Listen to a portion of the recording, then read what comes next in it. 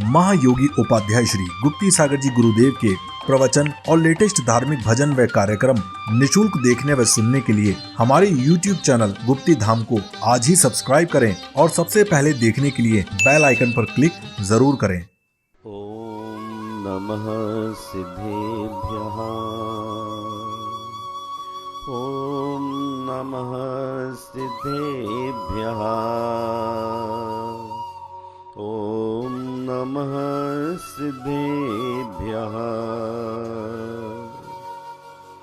अरिहंत को सब याद कर, श्री सिद्ध को ही धार कर, आचार्य के चरणों चलो, चारित्र को स्वीकार कर। उपाध्याय से नित्य पाठ लो, साधु बनो शुभ काज हो। माँ भारती के लाल हो, निज देश का हित आज हो।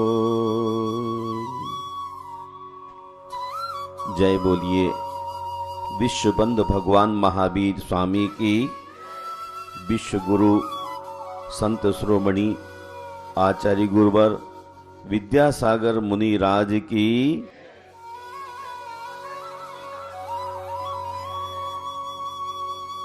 धर्म स्नेह बंधुओं,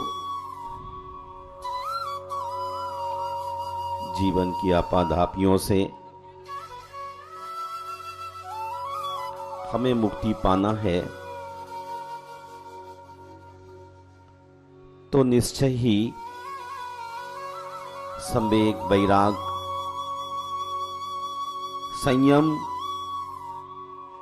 और कषाय के सिद्ध करने के लिए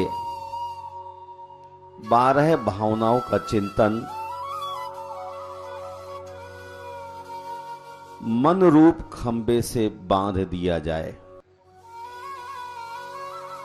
मन रूप खंबे में 12 भावनाएं इर्द गिर्द से प्रवृत्ति करती हैं तो निश्चय ही मनुष्य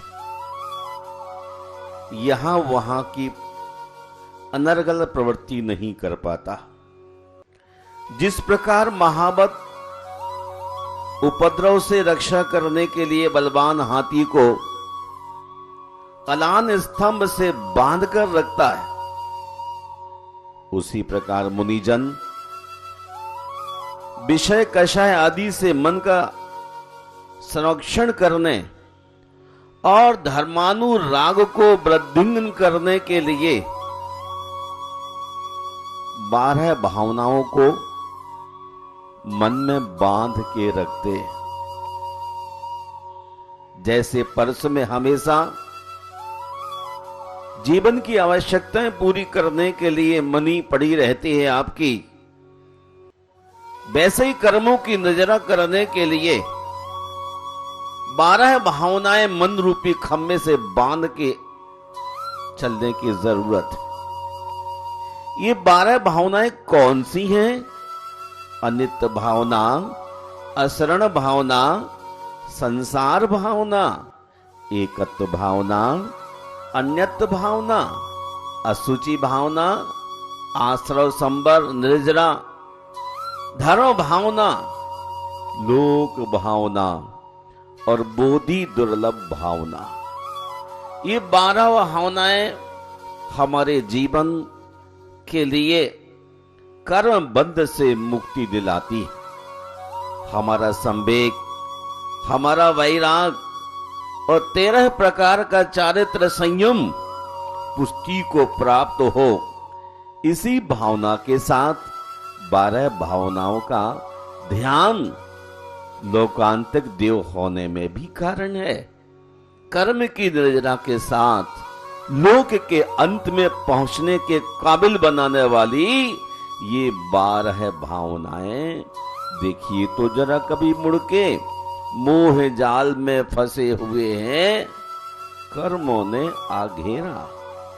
मोह की चादर ओढ़ ली है इस जीव ने और ये चाहता है कि हम भीनी भीनी चादर के भीतर से झांकते रहें और अपना भला भी कर डालें, लेकिन चादर के भीतर से झांकने वाला आदमी समता की भूमिका में जी नहीं पाता है। जब चादर मिल जाती है तो उसका मन चंचल हो जाता है, परिग्रह ओढ़ लेता है, और जो परिग्रह को ओढ़ लेता है वह निश्चय ही राग और देश में पड़ जाता है। जहां जहां परिग्रह है वहां वहां राग द्वेष निश्चय से ही है। ये अविनाभाव संबंध है। बिना राग के कोई भी चीज रखी नहीं जा सकती। कोई भी चीज राग के बिना अपने पास नहीं सहेजी जा सकती। हम जब भी किसी चीज को अपने पास सहेजते हैं तो प्रमाणित हो जाता है कि इस आत्मा ने संसार की अनित्यता को समझा नहीं। तभी तो पदार्थों को अपने साथ समेट के रखने की कल की परवाह कर रहा। ये पदार्थ विनाशिक हैं, निश्चय ही नष्ट होने वाले। आप कितना ही पानी के बुलबुले को संभालने की चेष्टा करो, कितना भी चिंतन प्रखर करें, लेकिन पानी के बुलबुले को हाथ लगते ही वह बिखर जाता है। संसार में जितने भी पदार्थ हैं सब अनित्य हैं। कौन से? संसार में रहने वाले। अमूर्तिक आत्मा नहीं, मूर्तिक पुद्गल पदार्थ ये निश्चय ही अनित्य हैं, और इन अनित्य पदार्थों के साथ अपना संबंध जोड़ना समझदारी नहीं है। धर्म स्नेह बंधुओं, आप इस अनित्य संसार में कब से भटकते आ रहे हैं, इसका आपको अंदाजा है क्या? ये संसार इतना बृहद संसार है, इसका अब तक किसी ने पार नहीं पाया है। भव वन में जी भर घूम चुका, कण कण को जी भर भर देखा। भव वन में जी भर घूम चुका, भव रूपी वन में जी भर के घूम चुका, कण कण को जी भर भर देखा। और एक एक चीज को एक बार नहीं अनेकों बार देखा।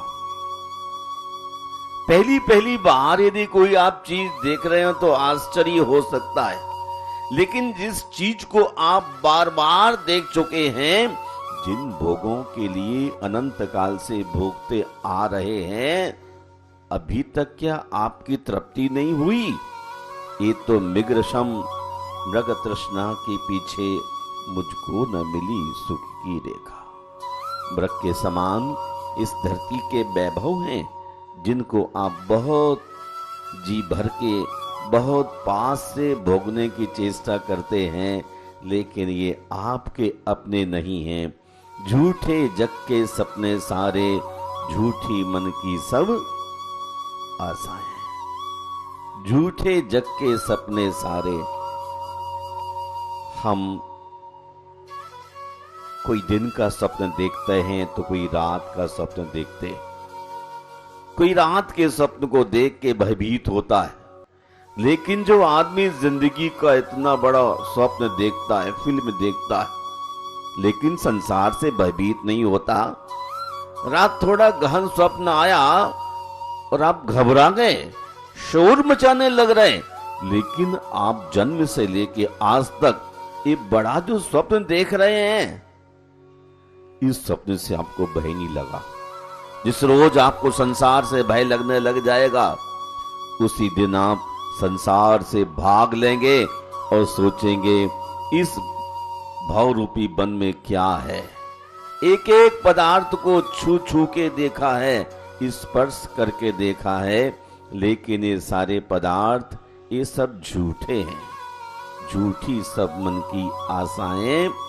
तन यौवन जीवन अस्थिर है, क्षण भंगुर पल में मुरझाए। तन भी अस्थिर है, यौवन भी अस्थिर है, जीवन भी अस्थिर है। और जैसे लाजवंती पौधे के पास हाथ बढ़ाते ही एकदम मुरझा जाता है, वैसे ये संसार के भोग हैं जब तक आपने स्पर्श नहीं किए तभी तक तरोताजा दिखलाई देते हैं। जैसे ही स्पर्श करते हैं वैसे ही मुकुलित होने लग जाते हैं। सचमुच भी जितने पुद्गल पदार्थ हैं स्पर्श होते ही अपने स्वभाव को बदलने लगते हैं। हम ही ऐसे प्राणी हैं कि संसार के भोगों के प्रति धावमान हैं, लेकिन हम उनका स्पर्श करके भी अपने को अच्छा महसूस करते हैं। वो तो अपने स्वभाव को पलटने लग जाते हैं। महान सम्राट भी इस मुकुलित अवस्था को संभाल नहीं सकते। जैसे मृत्यु के आने पर सम्राट भी उस मृत्यु से उबार नहीं सकता, वैसे किसी पुद्गल पदार्थ को स्पर्श करने के बाद उसमें जो परिवर्तन आया उसको आप रोक नहीं सकते। बड़ा सूक्ष्म परिवर्तन है, उस परिवर्तन को जान लेने की जरूरत है। इस संसार में प्यारे भाइयों, शरण क्या है? किसको अपना शरण मान करके बैठे? कौन आपको हेल्पफुल है? आपने जिसको अपना समझ लिया है वो आदमी आपके साथ कुछ क्षण के बाद साथ छोड़ने ही वाला है। जैसे कि ट्रेन में चलते हैं और आपको नए नए दोस्त मिल जाते हैं, जैसे उसकी स्टेशन आती है और दोस्त आपके छूट जाते हैं, लेकिन आप उतनी देर तक यूं समझते हैं इससे मेरा प्रिय मित्र और दूसरा कोई नहीं है। कितनी मधुर वार्ता करता है। इसने भोजन करने से पहले अपना टिफिन खोलते ही कहा कि भाई साहब भोजन लीजिए। मुझे तो मेरे भाई ने आज तक नहीं कहा। और ऐसे प्लेन ट्रेन के मित्रों के लिए आपने मित्र समझ लिया है, लेकिन महानुभाव ये आपके मित्र नहीं हो सकते। सम्राट महाबल सेनानी उस क्षण को टाल सकेगा क्या? असरण मृत काया में हर्षित ने जीवन डाल सकेगा क्या? उस मुकुलित पुष्प के अंदर कोई जान नहीं डाल सकता है। जब तक वह डाल पर है तभी तक वह प्रसन्न है। डाल से अलग होते ही उसका जीवन पलट जाता है। मैं आप सबके मंगल की कामना करता हुआ यह चाहता हूं कि आप इस संसार से भयभीत होकर के शीघ्र ही अपने आत्महित के लिए साध लीजिए, क्योंकि यमराज सामने खड़ा हुआ है। किस पल आपकी चोटी खींच ले। आपको समझ अभी नहीं आ रही। जैसे कोरोना वायरस के बैक्टीरिया आपके शरीर में घुस जाते हैं, अब भयभीत हो जाते हैं। कौन मेरी रक्षा करेगा? कौन मेरी रक्षा करेगा? और जिस पत्नी के साथ आपने रिश्ता बढ़ाया था वह भी आपके साथ नहीं, और जिस बेटे को जन्म दिया है अपने शरीर से, वो बेटा भी सोचता है कि जान बचे लाख हो पाए, पिताजी को जाना है, हमको जीना है, और वह भी साथ छोड़ देता है।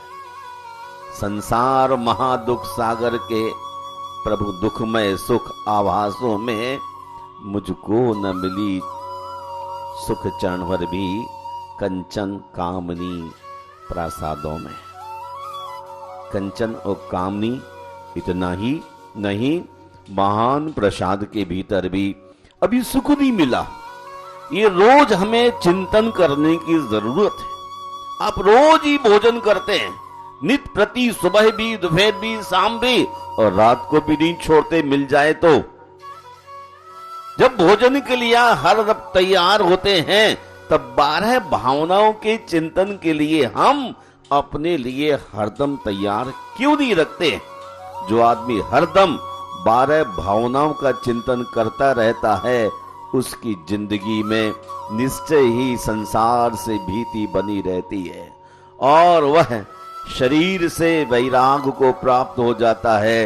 अभी तक आप शरीर के पोषण के लिए भोजन करते थे, लेकिन अब केवल शरीर को चलाने के लिए उसमें ईंधन डाल देते। कल आप शक्कर के भोजन करते थे, लेकिन अब शक्कर के भोजन नहीं, क्योंकि आपको संसार से वैराग हो गया। आपके लिए संसार से भय हो गया कि भोजन ये भी तो एक पनिशमेंट है। हां, हम संसार के भोगों से डरें, कषायों की शांति के लिए 12 भावना का चिंतन करें। संकट हरण भगवान पार्श्वनाथ हमारे परम बैरागी महापुरुष हुए हैं। उनने संसार के अनेक कष्टों को सहा है, लेकिन 12 भावनाओं का चिंतन करते हुए, 16 कारण भावनाओं का ध्यान करते हुए तीर्थंकर प्रकृति को पाया है। हम आप भी तीर्थंकर लोकांतिक होना चाहते हैं तो 12 भावना का, 16 कारण भावनाओं का चिंतन करें और अपने भाव को संभालें। इन्हीं शब्दों के साथ जय बोलिए पार्श्वनाथ भगवान की।